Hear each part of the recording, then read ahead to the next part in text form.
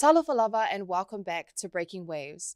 The current New Zealand government is currently under fire for not delivering on their economic promises. But what's been real though? Well, the cost of living crisis is still rising, families are finding it hard to get by week to week, and there's a lot of job cuts happening. All while this is happening, Parliament is raising their salaries, and vulnerable communities are becoming more at risk, and a lot of the times Pacific people are often sitting in that pool. How can Pacific people cope with these uncertain times? What solutions are there for us with our diverse amount of economic challenges? Well, I'd love to welcome to the show Associate Professor Jacoba Matapo, who works for the Faculty of Culture and Society at AUT University. Jacoba, through her research, has been very critical of Western institutions who are currently always trying to dominate Pacific knowledge. But Jacoba believes that holding onto the knowledge is the best way for us as Pacific people to move forward.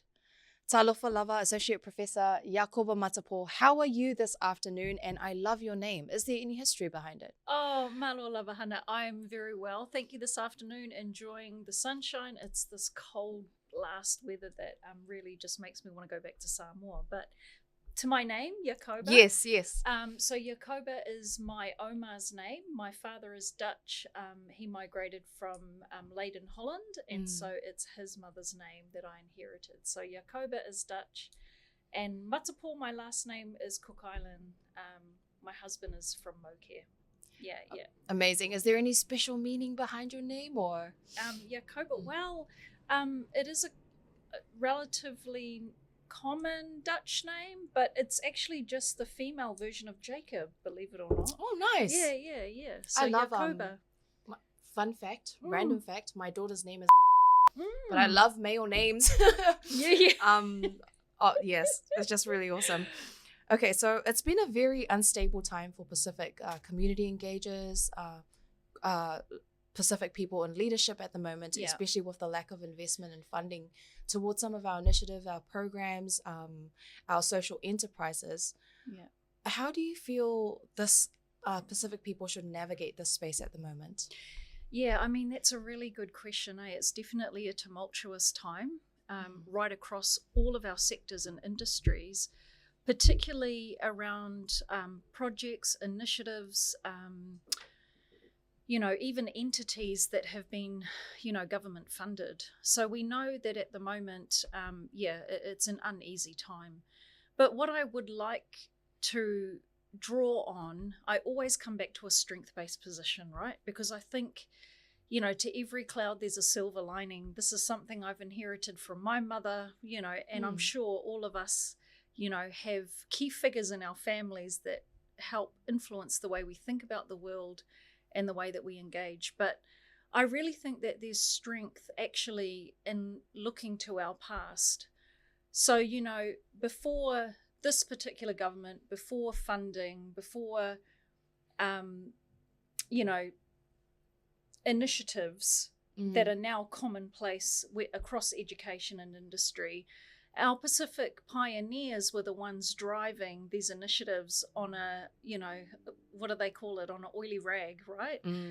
And if we look to our past, we can see that we're already resilient people, and we can understand in terms of our leadership, it is always collectively grounded. So I think, as we're kind of in precarious times right now, thinking about Pacific leadership, thinking about entities that have really flourished, after, 5 years to a decade, I think it's an opportunity for us to collectively, problem solve and pivot.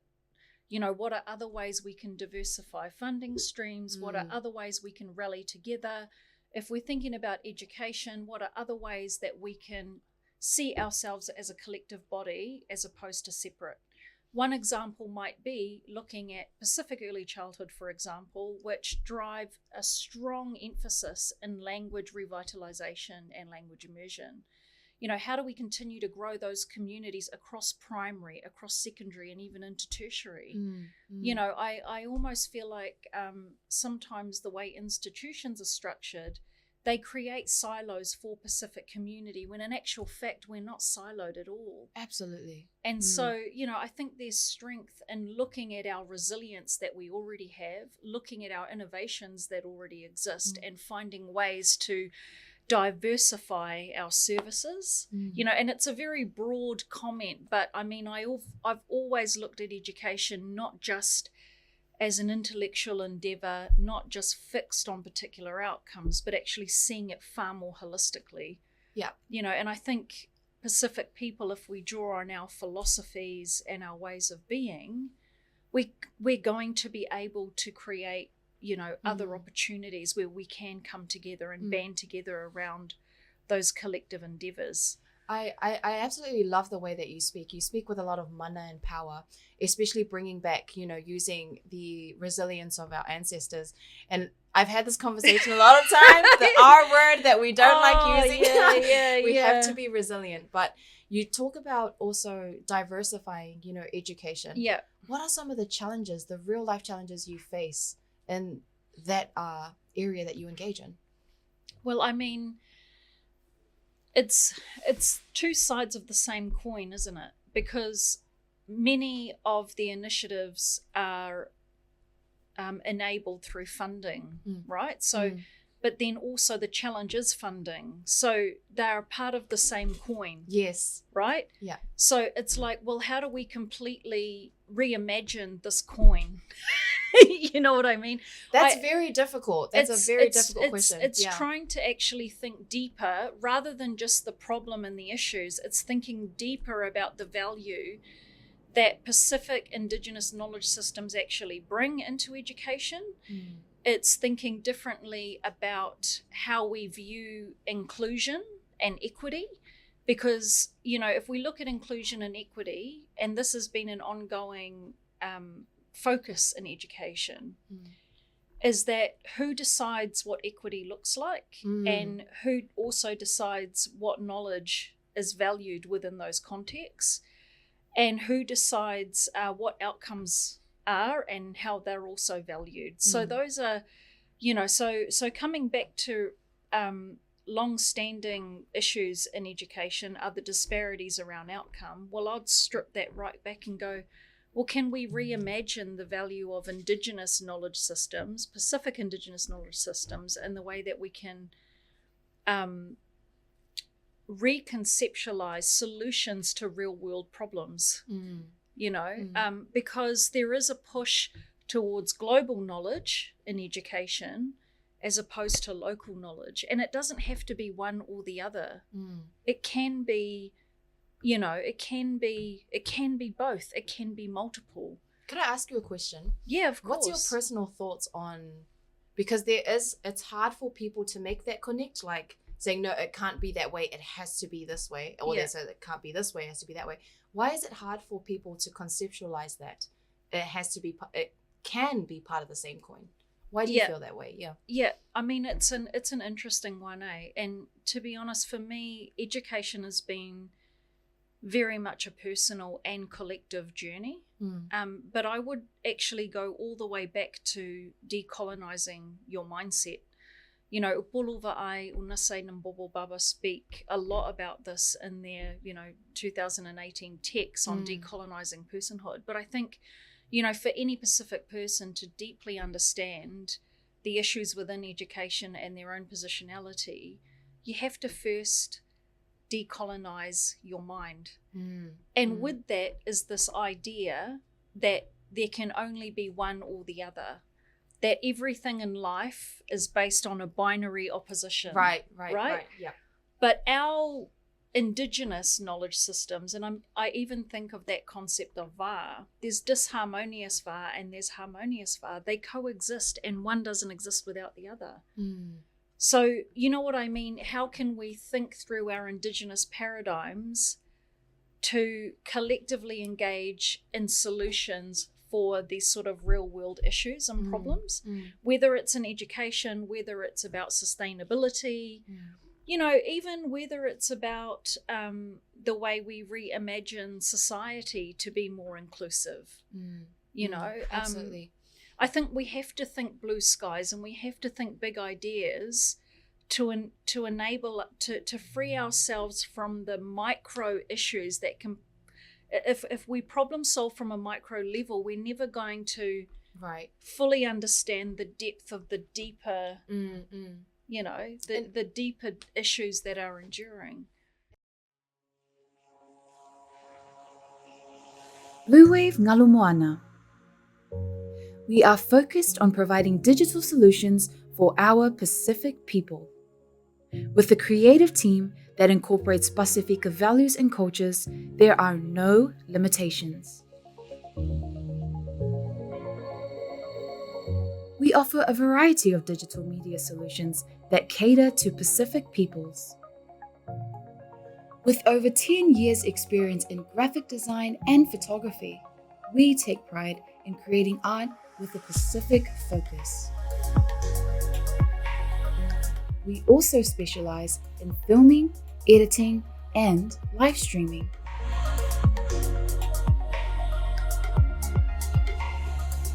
A digital media company serving our Pasifika families, Pasifika businesses, and Pasifika communities. Bluwave GALUMONA. Live and breathe Pacific.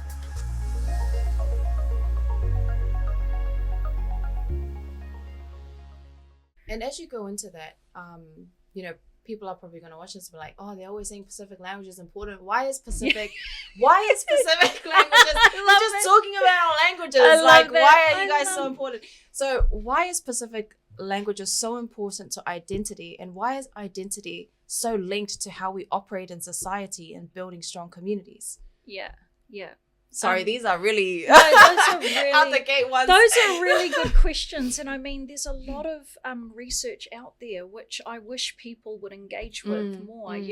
There is a lot of research out there about the value of Pacific languages. We have the Pacific Languages Strategy. Yes. We have the Pacific Peoples Report, which was published in 2020, speaking about the interconnection of languages, culture, and Pacific identity. Those are key aspects of personhood, the way we see ourselves, as they're infused with each other. So the language we understand holds the nuances, the meaning, the richness, the depth, the genealogy, the purpose, the concepts, and it ties us to our tofi, our inheritance, and it ties us to our own personal ngafa genealogy.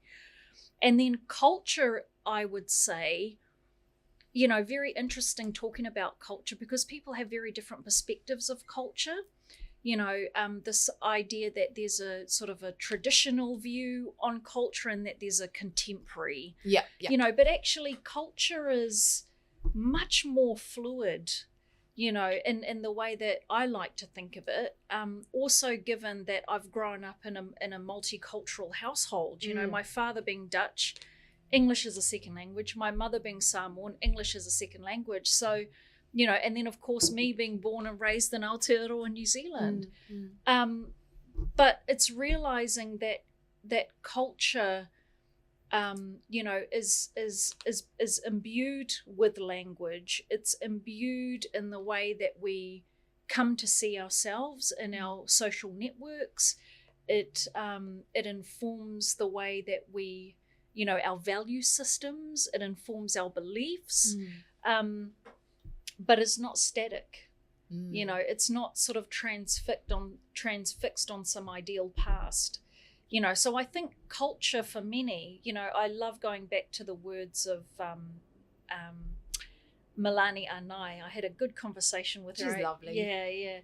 And she talks about, especially in the Pacific, it's really important for us to understand the influences of capitalism, colonization, and Christianity. The three C's. The three C's, and I think it's really important that we understand that because all of those three C's have impacted language and continue to impact language.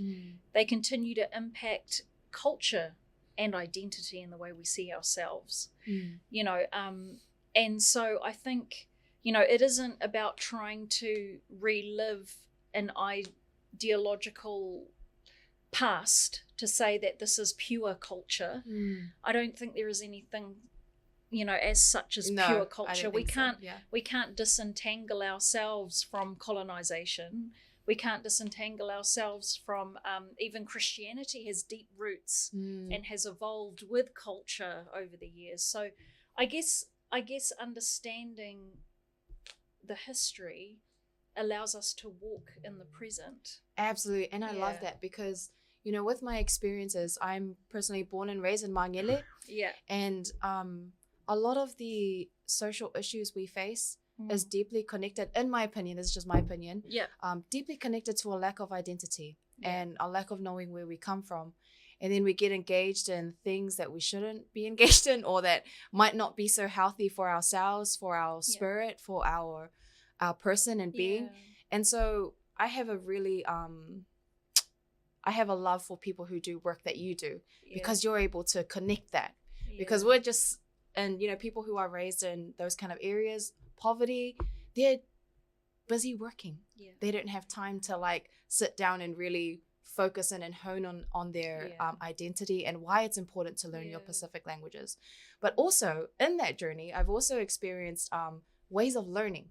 And I love that, you've specialized in education as well, because you have the old school way of learning, which I'm sure a lot of us may relate to, which is the you look and you do. You look and you do it. Don't ask any questions. You're just supposed to pick up, And then we have... I remember that. And if you cry, everyone's going to be laughing at you. So there's that old school method of working. It doesn't work for everyone. Sometimes when you apply pressure, some personalities fold and some they thrive. But in saying that, a lot of youth have disconnected because of that way of learning. It hasn't been a safe space for them to navigate. So now they're totally disconnecting their identities. And it's kind of added some sort of friction into how they place themselves in society, how they view themselves and their confidence. So what are your thoughts on this whole old school way of learning? You got to do it that way, or we need to find better ways to teach the youth so that they can engage, because the solution is being solid in ourselves, right? What are your thoughts on that? I mean, it's a really interesting one, because from my own experience, I can totally draw on that. The point of particularly if it's in a church context or if it's in a cultural context, it is about observation, and sometimes even a look can communicate a certain thing. You don't even need to talk. But you know what I'm saying? I know, it's just that auntie look that looks at you. The look is powerful. I think there is value in first understanding what is it about those ways of learning that have endured over the years. So we think about our grandparents, we might have a great aunt or whatever, there's a certain way of teaching, certain tradition. They are, they're drawing on their experience.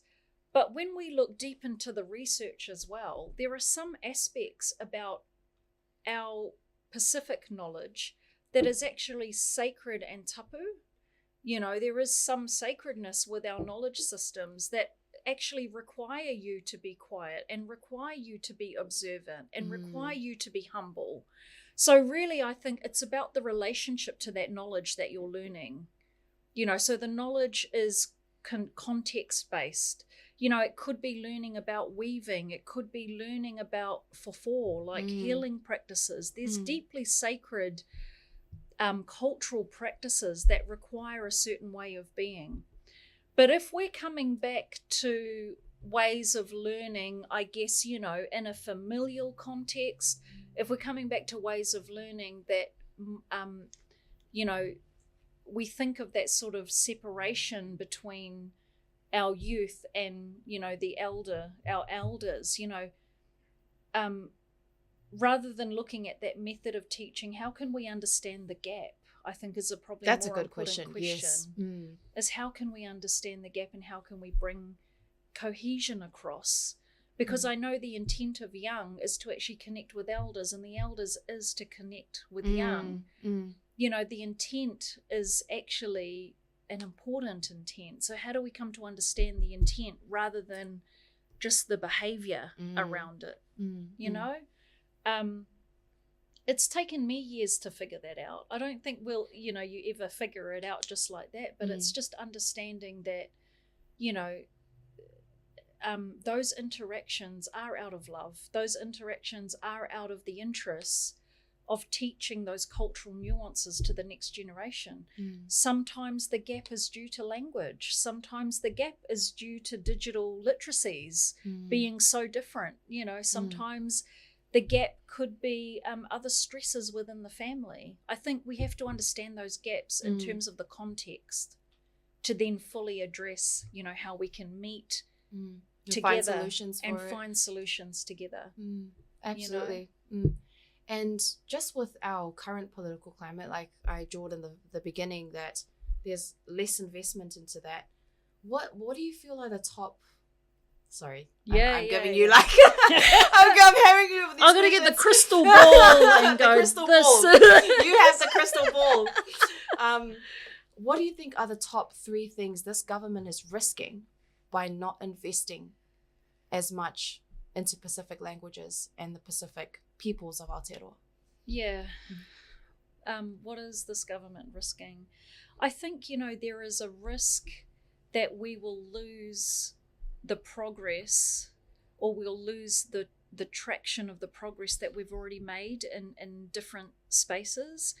Like, I think of our Pacific early childhood sector, which is, full immersion, and right from, the home to the education context. It's all about that bridging between, the context and home, and valuing language, not just for the child, but actually for the whole family. So, I think there is, and then also, we look at bilingual units and also Pacific language units, which are opening up in schools, and I think, of the investment into Pacific teachers, there is a huge underrepresentation of Pacific teachers across all sectors who have the proficiency in language, but also in culture and understand the realities of our youths and young people. So I think, there is a risk that we can end up losing that momentum that I feel is just, just taking off. So that's one. The other one is shifting back into like a deficit discourse, how we're placing Pacific as the problem, and I have real issues with that. I think we need to look at Pacific also as to the strengths they bring to the economy. Absolutely. We need to look at Pacific in terms of our Pacific relationships across the region and how that actually benefits New Zealand as a whole society. So what worries me is how different priorities actually influence the way society think then about the contributions of Pacific people. And I think thirdly, kind of dovetails to those other 2 points, but it's the undervaluing of Pacific people, not just people as in our presence and culture, but actually the Indigenous knowledge systems that research is growing, and I would hate to see Pacific research also falling behind because of it. Yeah. Thank you so much for that. You answered that like a breeze. So I think you do. I think you do have the magic crystal ball in your bag somewhere. But I need to use it on my kids. I just have one more question. Yeah, what would your advice be to youth who are wanting to reconnect with their Pacific cultures? Have the courage. Have the courage to do it. Reach out to your family, reach out to your friends,